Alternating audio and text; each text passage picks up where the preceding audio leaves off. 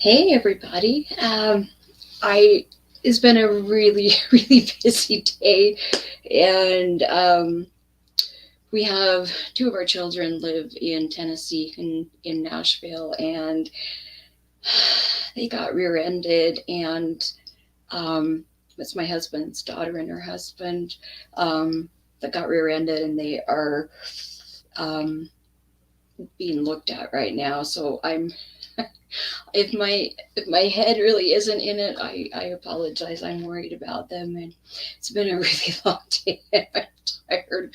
Um, just give me a moment, and I will put the link up if anybody would like to call in. I would love it if anybody would call in. That would be awesome. Let's see. Let me just put this up, and I apologize. For not being ready. It's been a day. It's not been too bad, but it's been a day. Let's see. Let's see. Um,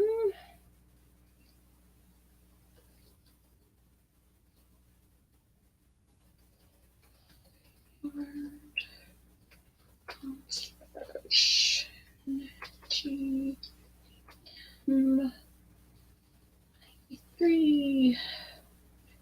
Right. Is that? I hope I got this right. Okay. Okay.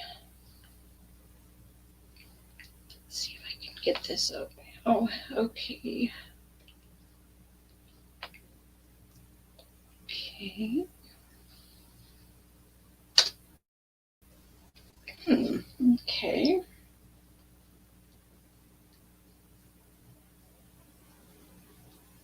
Oh, okay. I got it. All right. Let me just make sure I've got the right number up here. Let's see. I apologize, everybody. It's been a long day. Oh, I messed that up. Let's see. Let me fix that. Okay. Let's fix that. Okay.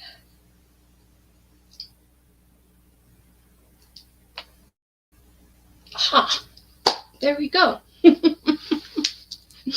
And please don't, you don't have to, if you want to get in that link and call in, so to speak. Don't be afraid if you don't want to be seen on camera. No problem. You don't have to turn your camera on.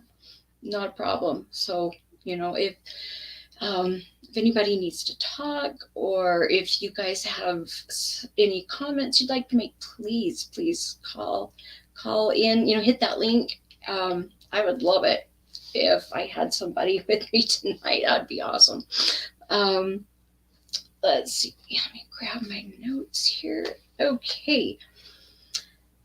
How is everybody? Oh, hang on. I gotta be able to see the comments. Good grief. Here we go. Hey, Garrett and Ilea, Virginia. Who else have I got here? Let's see.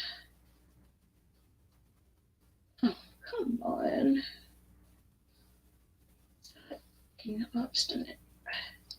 Doesn't want to work. Okay, but I got Joanna. Who else? Let's see. Brandon and Charlie. Well, welcome everybody. Did I miss anybody? I hope I didn't so far. I'm going to try really hard to pay attention to the chat tonight because I would really love to hear your ideas. Oh, Zenwen, hi. Let's see here. All right, I think I am almost ready to go here. All right. As I put on the thumbnail, let's see. I'm sorry. There we go. Okay. Got what I just lost one. I'm sorry. Let me pull this back up. It's been an interesting day. Let's see. Did everything? go. Okay. Promise we're just about there. All right. So the one there, that's what I want right there. Okay. I think we're ready. Okay. Thank you, everybody. I appreciate your patience. Let me just make sure here I haven't missed anything. Okay. Anyway, as I put in the thumbnail, I wanted to go over some things that I found online that are, tips, tricks to help get through this time. It's this is a difficult time for people that either are in active addiction or are recovering, or trying to maintain their sobriety. It's just a stressful time. I mean, it's a stressful time for anybody, and if anything's going to drive you to drink, Christmas time is going to do it. There's so many things going on. There's parties and family, and for a lot of people right now too, finances are a difficult thing. I don't remember what the statistics were, but I saw something the other day that there are a lot of people that are skipping meals now, instead of 3 meals, two, just so that they trying to make their money stretch for their especially if they have children.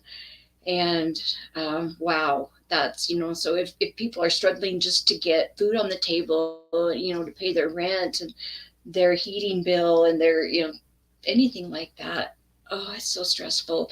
When you've got little kids, they all know what they want Santa to bring them, and it's a difficult time. And I'll be honest, there's 2 Christmases ago, I didn't even decorate. I was so busy, and my fibromyalgia was really bad, and I didn't even decorate. And you know what? I've learned to just let it go. I don't worry about stuff like that anymore. It just,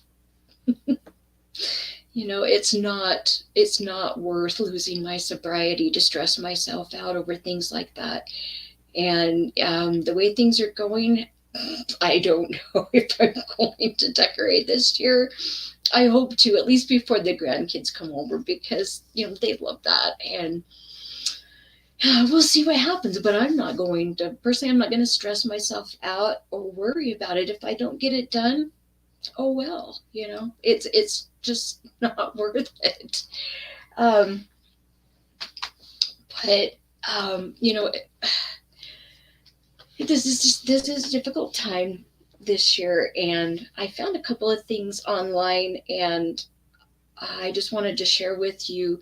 The first thing that I wanted to share with everybody, I found it's on Trauma and Addiction Recovery Center, and this place, I looked up, it's out of Chattanooga, Tennessee, but I really liked what they had. And again, it's been a really, really busy day at work, and I ended up sitting in a clinic with the patients that I take care of, and just everything's gone so much longer than it needed to be. And I really am not even prepared like I would like to be, but I didn't want to miss, didn't want to miss this. So if I am just reading things, please forgive me. It's been an interesting day.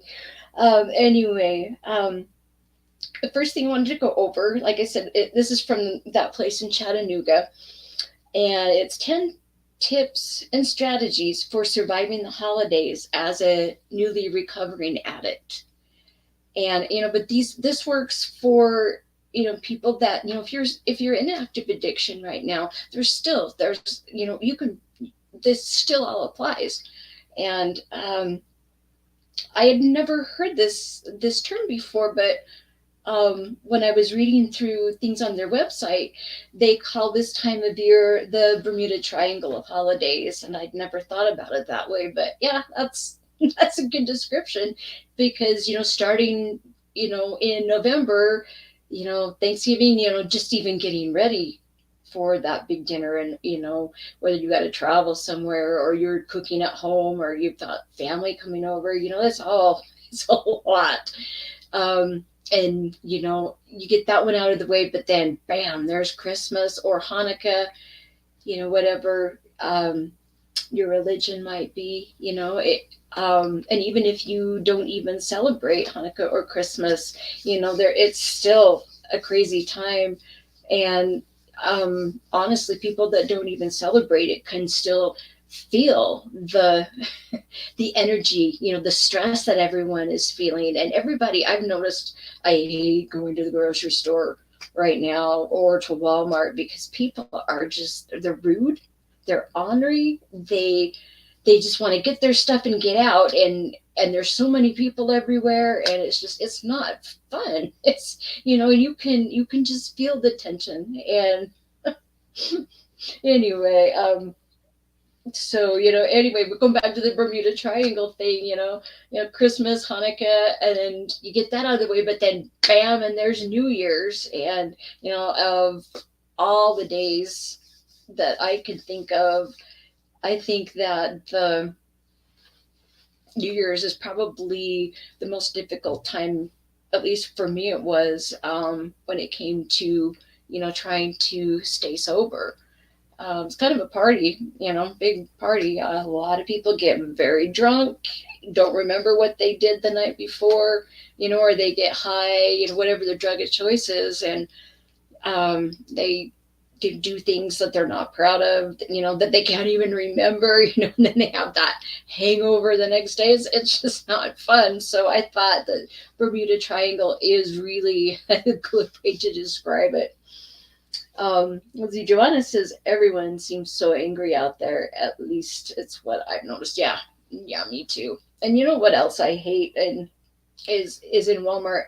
I love to just put my order in and just go pick it up. But all the employees that are running around trying to gather everybody's orders, they do not get out of the way.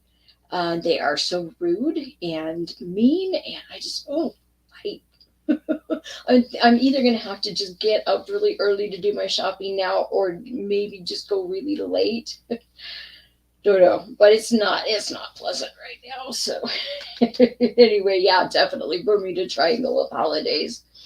Um, so I just thought this is a really good time to try to sit down and maybe if you need to sit down, make a plan, write it down. Set your goals, set your intentions for what you want to do, which ultimately is maintaining your sobriety. Um, so the first suggestion that they give, um, they say reduce relapse risk by minimizing time with triggering people, including family and friends. And that's a good one. You know, as addicts, we burn a lot of bridges and we destroy a lot of relationships. And sometimes you don't get them back. Sometimes you do, but it's very strained and that's stressful. And, you know, the most important thing right now for each of us as addicts is to stay on top of our sobriety. Because if we can't take care of ourselves, how are we going to be able to take care of anybody else? So, if you decide to skip a party or a family dinner or, whatever, don't worry about offending anybody. If you want to explain why, you can, but you don't have to, but you can explain, look, I'm just struggling right now. I want to stay on top of my sobriety. Please just excuse me. But don't worry about offending anybody, because ultimately, if you're not up to going to a party or something like that, it's much more important to stay on top of that sobriety. Definitely. I want you to keep that in mind, because that's really important. Some of the things that they suggest here. Well, let me just read you what they said here. It says, embarrassing or painful memories, behaviors we did when we were active in our addiction, old resentments we haven't quite taken care of, believing everyone is watching to see if we really have changed or not. Yeah, my family still, and with good reason. It's been over 14 years for me, but everybody watches to see if I'm going to maintain. And there's a few of my family members that still, I don't think that they have any idea of what I've been able to do and how far I've come. And and that's fine. I understand. I earned that, and that's just something I have to deal with. But yeah, it's a difficult time. And people are going to watch you and see what you do. Anyway, some of the recommendations that they list here is just skip visits with extended family or loved ones altogether. And I've done that many years I've done that. I have sent cards and sent texts, called sometimes, but I've just skipped completely sometimes. And it's, like I said, it's much more important to do that. Another one is just focus on your immediate family. You could also, or just if you've got a few friends, or it even suggests here, let's see, where did that go? I don't remember where I saw that, but they were talking about if you've got a group, a meeting that you go to routinely, just concentrate on those things. Try to minimize your stress right now. Really good idea. And it's kind of tough to have to make those decisions sometimes. But again, what is most important? You want to maintain your sobriety. Um, let's see, I want to just check the chat here. Virginia says, I rarely go anywhere anymore. And you know what? That's just fine. That's just fine. The second suggestion they give is to create your own schedule, as far as if you're whether you're at home and you've got family coming, or you're traveling somewhere. If you need a meeting that day, definitely schedule that in. That's what's more important than that. If you need to go to an AA meeting, and I don't know if it just depends on what your drug of choice is, whether you drink or it was a substance that you took or something like that, or that you take. There's like 12-step meetings. I know in this area, I much prefer going to the AA meeting here locally over the NA meeting any day. And I just don't, when I go there, I just don't tell anybody that I don't drink, because it all still applies. You have to that nobody has to know that. You know what I'm saying. But it's a really good idea to plan that into whatever you've got going on. And I know that there will be, between the Lifeboat and my channel, there will be a meeting every day that you guys can always tune into. And if you, you can always schedule that, at the times when we have this live, or you can go back and watch it later. But it's a really good idea. And you can always go back into the Lifeboat and pull up all the different ones that they've got, all the different meetings videos. And yeah, you can watch them. Just do what you need to do, but plan that in, make that part of your plans. If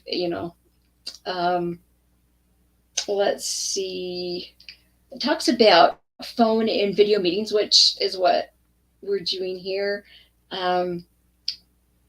And it says, even if you don't attend meetings, or you can't find the meeting that you want, experiment a little bit if you need to. But it's at this time of year, it's so stressful, and that can really, adding extra stress onto yourself is going to be hard. So it is really important to tune in, to the Lifeboat or my channel, or to go to a meeting, and I didn't have time to do this, but I'm going to get online and look up and find the websites or numbers, whatever I can find that will list, places where you can go to find out where meetings are and what times, because I know it's, definitely there are almost every town, they've got some kind of meeting going on. And, but like I said, it's a good idea to plan it. Um, let's see, let me just check the chat here. No, hey, Steve's here. Zen. Oh, yeah, there's Zenwin. Okay. Anyway, the third one that they give, it says, regardless of your addiction, um, limit the use of alcohol or other substances. And the website that I got this off of, they also treat sex addiction, porn addiction, food addiction, things like that. But if you are an alcoholic, but you can handle other substances, like maybe taking a Xanax or something, if you're prescribed that, it's really not a good idea to take anything extra. If it's substances that you take, but you can drink, it's still, I would say, back off from all of it altogether, because that does lower your inhibitions. And when your inhibitions are lowered, you make poor choices, and we all know that. We've learned that the hard way. Just look here. I think that was about everything on that one. The fourth one, it suggests to stay emotionally regulated by keeping it simple. And I love that one. That's why there are sometimes I don't decorate if I don't have time to do it. And it suggests here, if you have travel plans or things like that, and you don't feel up to it, again, you don't have to go. If you, and even if you've made plans, go to a particular dinner or party or something, and you are not feeling up to it, you don't have to go. If you don't think you can handle it, really take care of yourself. It really is important to stay on an even keel emotionally. And just like Tommy is always encouraging us, is to journal. Really, really good idea. And one of the things that is so helpful is when you are starting to feel stressed out, or you're worried about something, or whatever it may be. And I've said this many times before, but when you're stressed out, this triggers your limbic system. That's kind of this area in your brain here, and it really does. It's kind of your fight or flight. That part of your body, that part of your nervous system. And it's not a good feeling. We all know that feeling. And the best way, to mitigate that is to sit down and write about it, write it down, or call somebody. But I'm a big proponent of writing. That for me, that's very, very helpful. The other thing that it suggests is, don't stress yourself out about looking good. If you're going to go to a party or something, don't stress yourself out about what am I going to wear. And, for us women, makeup and jewelry and hair and all that stuff, really don't stress yourself out about it. Just keep things simple.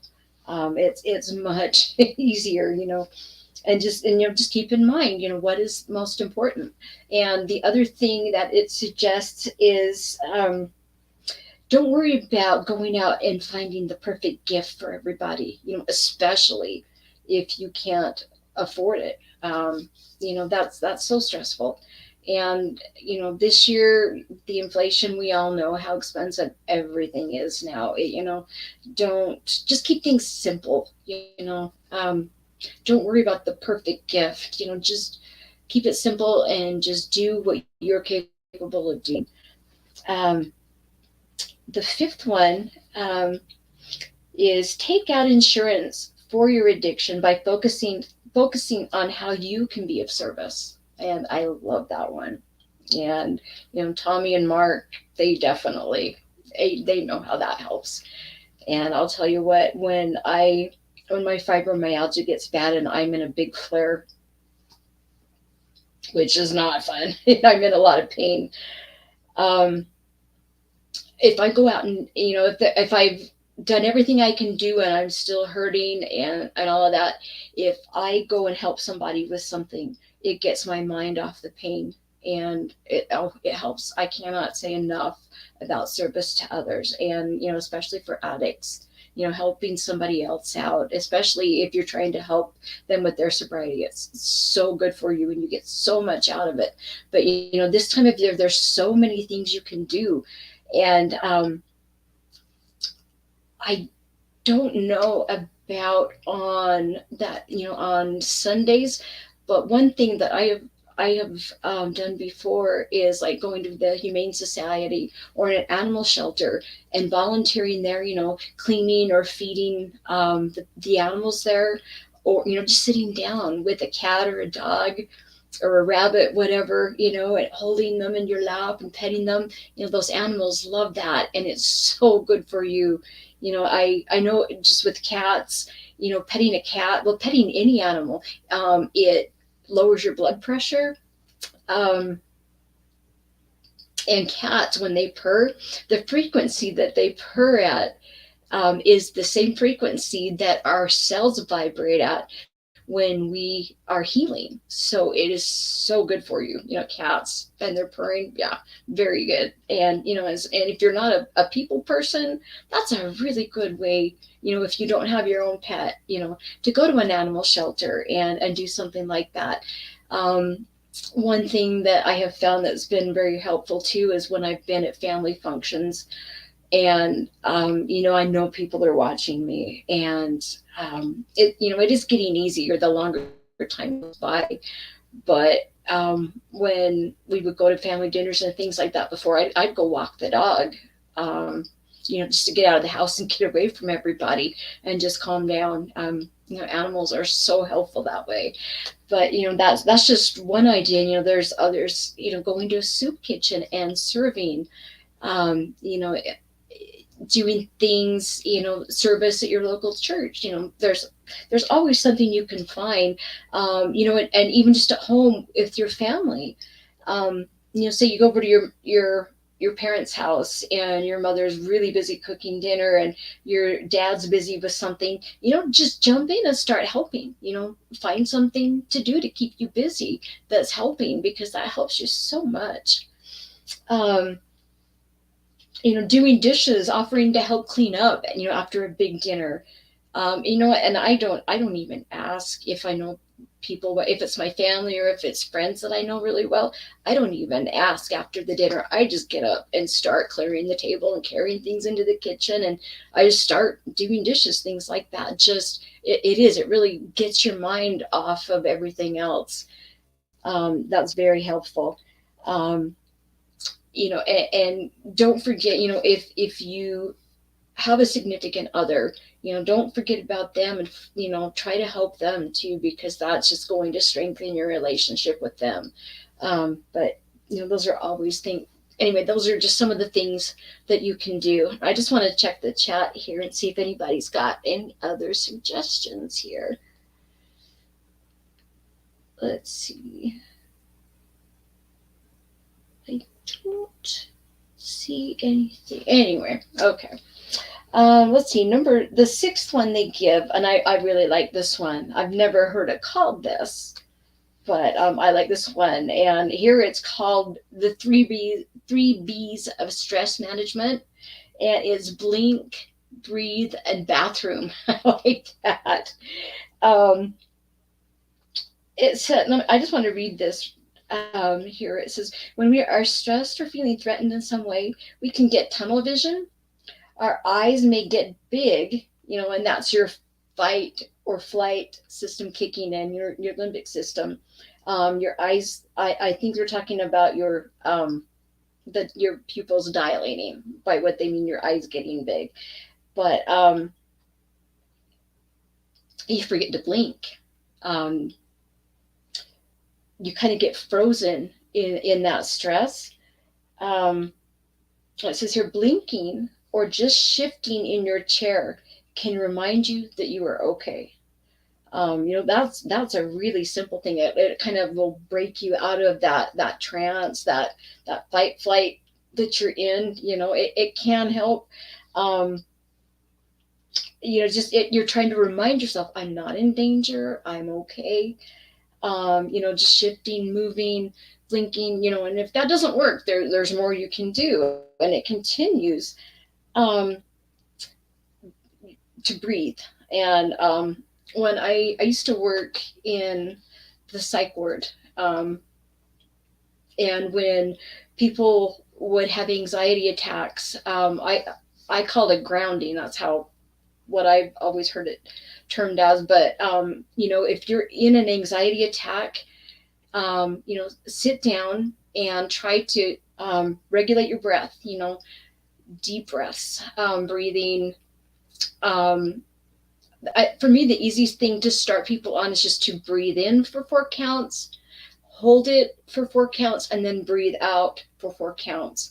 And if you breathe in through your nose and out through your mouth, and you hold it, 4 4 4, it actually lowers your heart rate. It starts to lower your blood pressure. It's very effective, and it's how simple is that? But just breathing. And there are even breathing apps you can find online to help deal with stress. And there's a lot of different types of breathing, but I like to keep it simple. And for me, that was the easiest one to remember, and to help people. I would count them through it. I'd sit down with a patient, when they're freaking out, and oh, I just my heart goes out to anybody that suffers from anxiety and deals with that. It is not fun.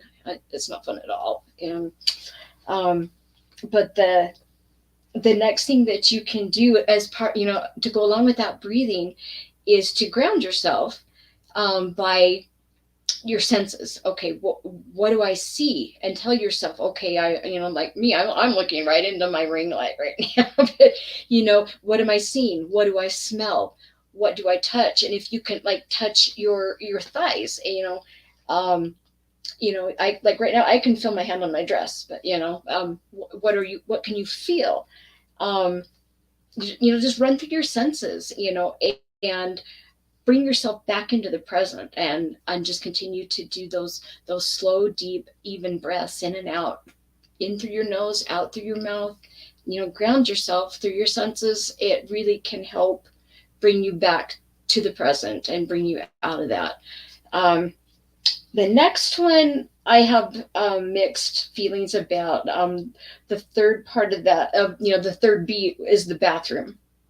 um, uh, you know, Sometimes you just need to take a break. If you're in the middle of a family dinner and there's an argument breaking out. I know for me, when things like that happen, I'm really sensitive to the energy in the room, and I feel what other people are feeling. So when I start to feel tension in other people, it really affects me. And sometimes I do need to get up and go somewhere else. And,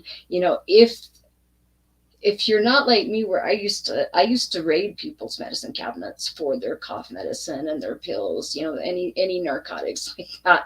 So, the bathroom isn't always the best place to go when you're stressed out. If those were your drugs of choice, go somewhere else if you need to. But, if and the other thing too is, when you're in active addiction, a lot of times, you do disappear for certain periods of time, and people, you don't know what you're up to. So if your family, watches you all of a sudden leave the room, they might get suspicious, and that just stresses everybody out. So, but you can just, if going into the bathroom is not a big deal for you, just excuse yourself. I need to go to the bathroom. Go in there, lock the door, sit down, pull out your phone, text somebody or call somebody, or or just sit in the bathroom for a minute and do that deep breathing and grounding yourself through your senses.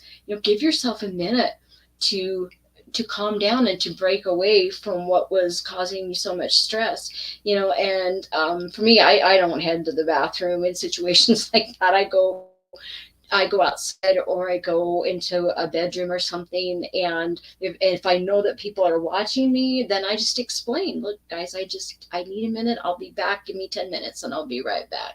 Or go walk the dog, drive down the street, and, call your sponsor, whatever you've got to do. But I like that, the 3 B's: blink, breathe, and bathroom. That's an easy way to remember it. Um, but it does say again here at the bottom on this one, it says, whatever you choose to do, remember to communicate. And like I said, people, if you are in active addiction, or you are trying to maintain your sobriety, people watch you. I know everybody watches me, even though it's been quite a while. And, hey, I earned that. I have to deal with it. It's just the way it is. But just communicate where you're going, when you'll be back, and just take care of yourself. And ultimately you need to worry about you and maintaining that sobriety. And let your family or your friends think whatever they're going to think, because ultimately you need to be responsible for yourself and take care of yourself, and that is most important. Let's see, the 7th one listed here, they suggest, says, defend yourself against your addiction by sticking to healthy routines and structure. And I really like that one. If you've got a bunch of family coming over to your house, or you're traveling to someone else's house to spend time, at which I don't do that anymore. My kids are more than welcome to come over and stay. That's not a problem, but I don't like to go anywhere anymore. And because I can't keep my routine is a big reason. When you're able to get sober, you really do. You need to have a routine that you stick to. And I know that I've heard Tommy and Mark talk about this before. You need to, when you get up in the morning, have a routine. If you go to the gym, or you exercise, or you run, you stick to that. You keep that schedule. Do the things that you usually do and maintain that routine. It really is important. If at all possible, try and maintain that. Let's see, because, and another thing to remember is to keep really good sleep habits, because sleep is so important to your emotional well-being, to your physical well-being. I mean, you need it. You've got to have good sleep. People that are in active addiction, or that are just recently, have recently become sober, a lot of times sleep can be a big problem. And I feel for you, because I've suffered with insomnia for a very long time. It's not fun. But if at all possible, getting a good night's sleep is important. And, when you're with friends or family at parties, or, if you go stay somewhere for a few days with family, I have the tendency to stay up really late. I am definitely a night owl, and that's not good. I don't function well when I don't get enough sleep. And do your best to stay. Don't stay up too late, and get up at the same time that you do every day, if that's at all possible. Do what you can to maintain that routine, and get the sleep that you need. Because without sleep, you're not going to be able to manage the stress and handle everything going on around you as well at all. So that's a really important one. And it also suggests too, if you are traveling somewhere and you're going to visit, getting a hotel room, if that's something that you can afford, is a really good idea, because then you can get yourself away and you can maintain more of that routine. And, if that might offend your parents or your grandparents or whomever, don't worry about it. Because again, what's most important is your sobriety. Um, the eighth tip they give here is to protect your recovery by preparing for alcohol or drug pushers. And that's a hard one. That's why, a lot of times if you are trying to get sober or maintain your sobriety, there are certain people you have to cut out of your life. If you got high or you went drinking with somebody, that's an important one. So if you, say you go over to your great aunt's house and your great uncle is mixing up this massive batch of eggnog and he's putting a really wonderful spiced rum in it, and they pour one for everybody, and your aunt comes over to it and says, "Here, honey, just try it," and she pushes it on you, and things like that happen, and it's okay to offend them in this case. Definitely, any type of situation like that, if somebody's trying to push alcohol or drugs on you, definitely just, if you have to offend them, that's fine, because what is most important here? um,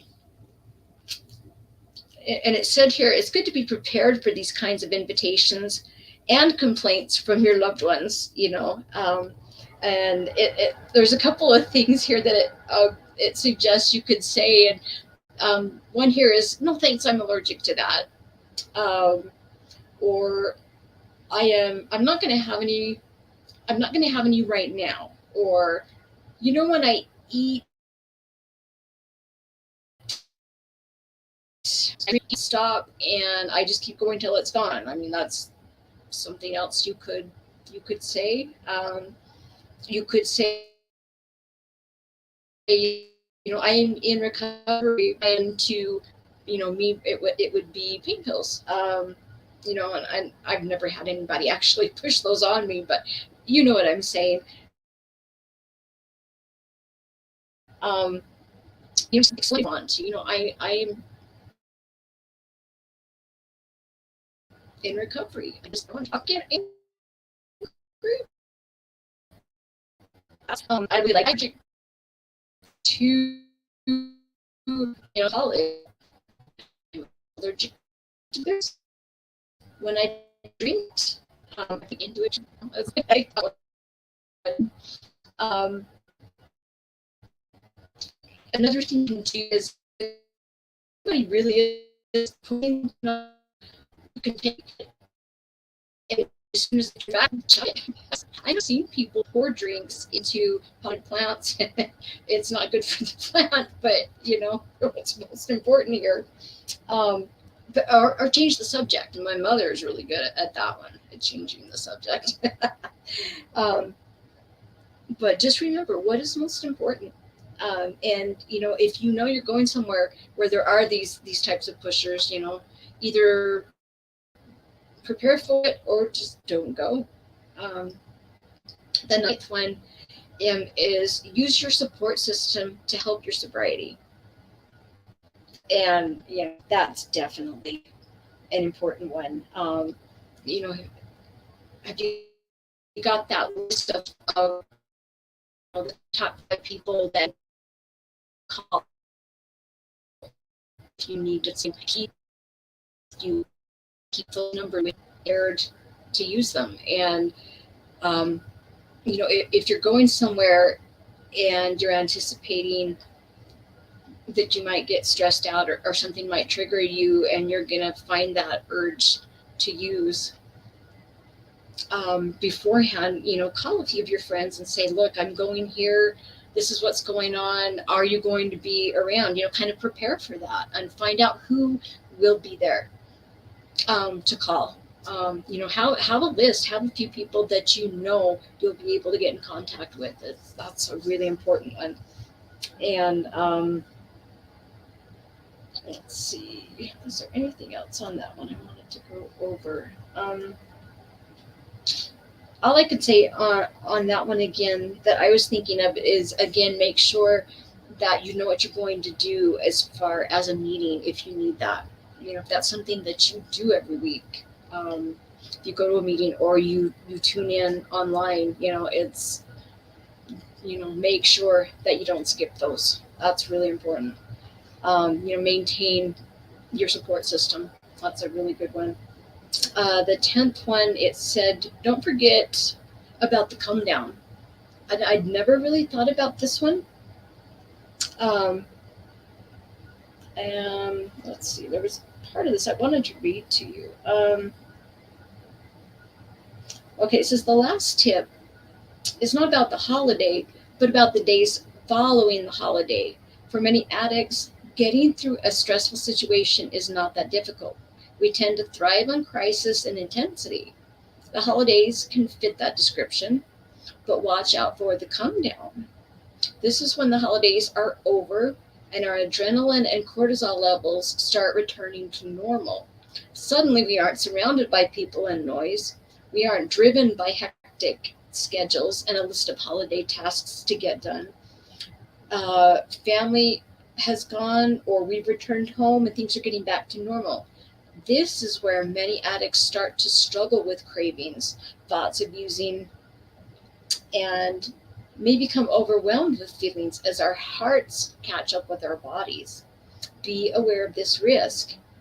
Let's see, we often need as much or more support after the holidays as we did during them. I didn't realize that. That's the first I have ever heard or read about that. But it's true. That's when your adrenaline, your cortisol levels. The cortisol is a stress hormone. When those things start to get back to normal and your body starts to find homeostasis again, that really could be an event where you could be triggered. You could start to crave. I can see that. I had never thought about that before, but that's a good one to remember. Um, and I love this that it talks about, it kind of just, there's a little conclusion here. In it, it says to practice these 10 those 10 tips, and before you know it, um, you'll wake up and you realize you made it through. But this is the part I really like. It said, remember, it is always easier to stay sober than to have to get sober. That's true. That's true. Much easier to maintain that sobriety than to fall off that wagon and have to climb back up. Um, very, very true. I really like that thought. Please prioritize your sobriety over everything else, because if you don't have your sobriety, you don't have anything. And that's which leads me right into the next thing I wanted to talk about. As addicts, we burn a lot of bridges, we lose a lot of friends and a lot of family, a lot of relationships, and for a lot of people, they spend it alone. And that is a very difficult time, whether it's because you've destroyed relationships or because you've lost someone. A lot of people fall into addiction trying to deal with the loss of a loved one. Especially if it's someone very, very close to you, like your significant other or a child, or if you're really close to your parents, that's a very difficult thing to deal with. And for a lot of people, spending the holidays alone is very, very difficult. And I was looking all over online and I found, let's see, I found a lot of different suggestions, but the stuff that I liked the most is the one I wanted to share with you. And I found this is on Psych Central, and I neglected to put this one in the description. Um, but it says this one gives 8 coping strategies for dealing with spending the holidays alone. And if you choose to spend them alone, that's great. You're looking out for yourself. but you still can get lonely, and it's still difficult to spend that time by yourself. And uh, the first tip they give is to reframe your expectations. And what they mean by that is, if you, I hate the Hallmark Channel. The all of those Christmas love stories where the guy and the girl, the type. They're so sicky sweet. It's not my thing. I know that a lot of people like that, and hey, what you like, but I never did like them. But my point, the point I'm trying to get to is that, when you watch things, Christmas movies and things like that, you're always given an um, ideal family, ideal situations. They have the perfect house and the perfect decorations, and everybody has loads of presents, and everybody gets what they want. And, it really is an ideal. And it's something I've never in my life seen actually happen ever, ever. Um, Remember that there's no one way to celebrate the holidays, and there's no such thing as a perfect holiday. Um, you don't have to try to be just like everybody, all of your other friends that you see posting things on Facebook or Instagram, things like that. You know, nobody has a perfect holiday. And, just because it looks like they might have that, yeah, I know that there's no such thing as a perfect holiday. Don't get those ideals in your head, um, and then feel really awful when you can't maintain that. Especially, if you're alone. That's that's a hard one. So, kind of reframe your expectations. um, and it talks, let's see, I just want to make sure I didn't miss anything else that was important in this one. um,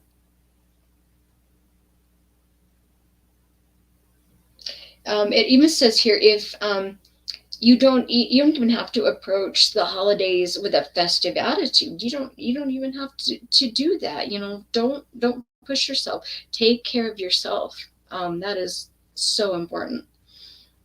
um, let's see, the next one, and this is a really important one, is to practice gratitude. Giving thanks really does, it changes your brain chemistry. It helps you so much. And, if you do have to spend time alone, sit down. I keep a gratitude journal. When I get up every day, I write down 3 things that I'm grateful for. And a lot of times it's things that happened the day before, but it doesn't matter. um, Being grateful really does help the way that you're thinking and the way you're feeling, and that's a really important one. And it says here, there's even some research from 2019 that says that practicing gratitude can improve your overall health, wellness, and it helps mitigate those feelings of loneliness. So, give thanks. The next one, we've already talked about this one before, but share your time. You know, help somebody else. A soup kitchen, or we've already discussed all those kinds of things, but sharing your time um, is a really good way to mitigate that. Um, Another one they suggest is letting your creativity flow. If you're spending time alone, um, you can do whatever you want. If you want to put a puzzle together, if you're an artist or a doodler, or, whatever, that's a good time to sit down and paint something, or craft something, or just doodle, or, that's, I really like that one. But, be creative. Or, and it even suggests here, make a new tradition, like watching, have a horror movie marathon. And I love horror movies, and so does my oldest daughter and her husband. So yeah, we'd definitely be able to do that one. And I think it would be fun. It would shake things up, especially if you're not in a festive mood. There's no problem with something like that. The next one says to seek out connection. And what do Mark and Tommy always say? The opposite of addiction is connection. And, you know, I like that one. Um, and it even suggests, if you know somebody else, if you don't want to be alone, but you are, and someone else that's alone, you can call them up or go visit them, or anything like that. Those are always helpful. Another one that they suggest is setting goals. Um, and it says, just to keep things small, but if there's something that you've always wanted to do, like maybe you're trying to perfect a cookie recipe, or I don't know, there's just so many things. Like I always wanted to start playing with watercolors, and I have the brushes, I got the paints, I got the paper. I just have never had time yet to sit down and do it. But I mean, you could do something like that if there's something you've always wanted to do, and it doesn't have to be anything big. Let's see. The next thing it suggests is to treat yourself. Let's see. It talks about, like maybe that would be a way I could treat myself, was to, actually sit down and do that painting that I've always wanted to play around with. It says start a new hobby. If make your favorite dessert. If you have a favorite movie, do something like that. Or one of my favorite things is to draw a big bubble bath and lay in that bath. I have a really fun bathtub where I can kind of lean back and relax. And I have one of those trays that go across the tub, so I can set my laptop or my phone or whatever, and I can lay in that bubble bath and watch a movie. And I love that. For me, that is a nice treat. But that's just something else you can do. The next one, they suggest to feel your feelings. And I want to just read this one. It says, not every moment is going to be merry and bright when you're spending the holidays alone. And that's okay. You may want to avoid anticipating how you will feel. Don't set yourself up and get yourself expecting to be miserable and lonely. Don't go into the holidays doing that. Just let it come and feel whatever feelings come, and write about them. Definitely a good way to deal with feelings and emotions. And it says, spending time alone is a good way to give yourself room and express your feelings freely. I really like that point. Let's see. Anyway, that's pretty much their suggestions for that. And I just want to look at the chat. I know we've gone over an hour. Let me just see if I have missed anybody's questions.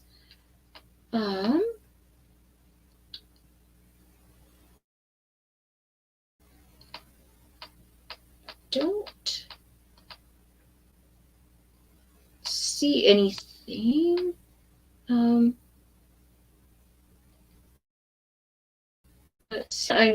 I better wrap up. We've gone an hour here. But the last thing that it talks about on the specific website leads right into what I wanted to go into, and it says when to seek help. And I never knew this until just the other day, and I have a dear friend that lives just a block and a half away from me, and he has a lot of friends who suffer from anxiety and depression and really struggle with it. And it wouldn't surprise me at all if I asked him. I bet several of them would have substance abuse issues too, because a lot of times when you suffer from depression and anxiety, you self-medicate, and that you get into the addiction that way. But anyway, he's very very supportive of his friends that struggle with that. And I suspect, he's never said, he's a very private person, but I suspect that he himself struggles with depression and anxiety, and that's why he's always posting things on Instagram or Facebook, and I rarely get on either of them. But once, when I do pop on, I see his posts, and he's always posting things about things you can do to help people that suffer with that, or he's always posting suggestions of ways that you can deal with that if you suffer from it. And but anyway, the thing that I saw just, I think it was 2 days ago, that I'd never seen before, is he posted about the 988 number. And I don't know, have any of you guys heard of that before? It's like 911, but it's 988, and it's a crisis helpline. And I never knew it existed. But it doesn't matter if it's substance abuse, if it's mental health, if you're having thoughts of suicide, anything like that, you can call that number and talk to somebody. They have trained counselors that are there, and they can, you can talk to any of them. And if you don't want to actually call on the phone and talk to somebody, they also have a place where you can chat online, where you can get on a live chat and talk back and forth, or you can text them as well. So there's a lot of good options. But and of course, Tommy and Mark are always so gracious about offering, if you send them an email and you need to talk, they're going to give you a call, and they're marvelous men for doing that. But if you need to, you can always call this 988 number and talk to somebody. And if you're in a bad situation where you start to have feelings of suicide, thoughts like that, suicidal ideations, if you are really struggling trying to stay sober and not use again, these are all very valid reasons to call that number, and there's somebody there that can talk to you. And if you need more care than just talking on the phone, they will ask you, of course, where you're living, and they will arrange, for you to see somebody, talk to somebody locally, and you can always go to the ER as well. That's always a good one if you need more care than just talking about it with somebody. But really important to keep that in mind. Remember that number, 988, because you can talk to somebody or chat with somebody, or like I said, text. And if you need more than that, they will contact people in your area, that you can talk to. And just because you call that 988 number does not mean that you're going to have to go to a psych ward or to a hospital or anything. It's not that at all. And they say right on the website, let me pull it up here. It says right here, the 988 Suicide and Crisis Lifeline. It says the resources and information here are designed to help. It talks about states, territories, tribes. No matter where you are, that's somewhere where you can call. And it's for mental health and substance abuse disorder. Anything like that. And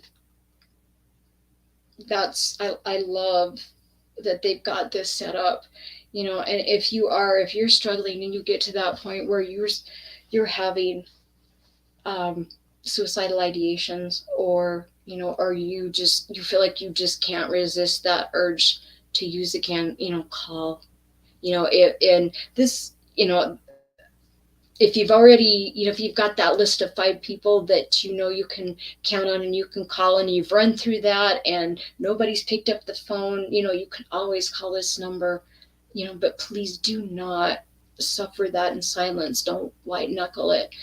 And it really is true that the strongest people aren't the people who, you know, are suffering and just try to get through it on their own. The strongest people are the ones who they humble themselves, they kick that ego out of the way, and they get in contact with somebody. It's so, so important. And if you are sober and you use again, you know that very often that's going to lead to again and again and again, and you're going to be back in the same boat you were in before.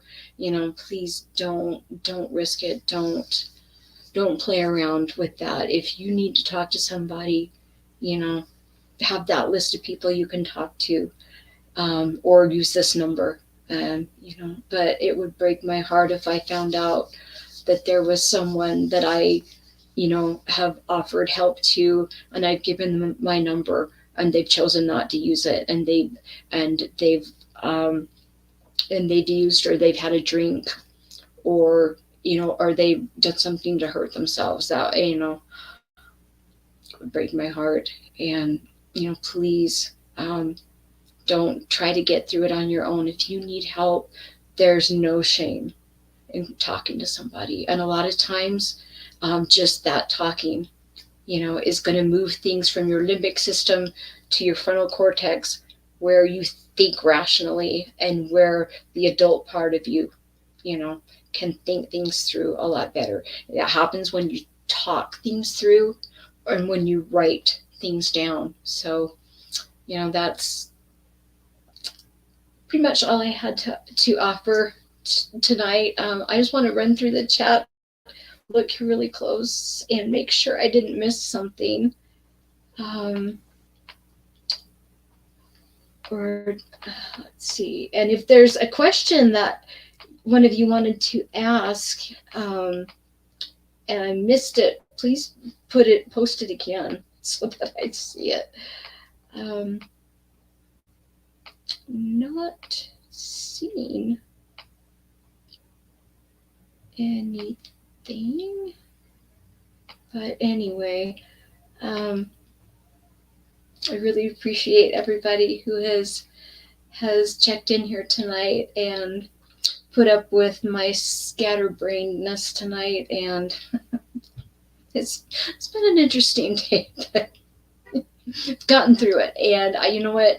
I always feel so much better after doing something like that. I always feel on top of the world after I've done a live stream, or I've met up with a friend and been able to talk, anything like that. But especially when I get to help somebody else out, it makes you feel so good. So, I want to thank everybody for, getting online and listening to me babble on. And, tomorrow it'll be the same bat time, same bat channel with the lifeboat, and I will be posting a few more videos this week. I don't think they'll be live ones, but they will be more directed towards people that are struggling with chronic pain and mental illnesses. Yeah, I will definitely be live streaming. I plan to live stream Wednesdays and Thursday nights, and I'm trying my best to do it at the same time that the lifeboat usually is on, so that there's always somewhere that you can listen in. But once again, I just want to thank everybody and wish you guys all a good night.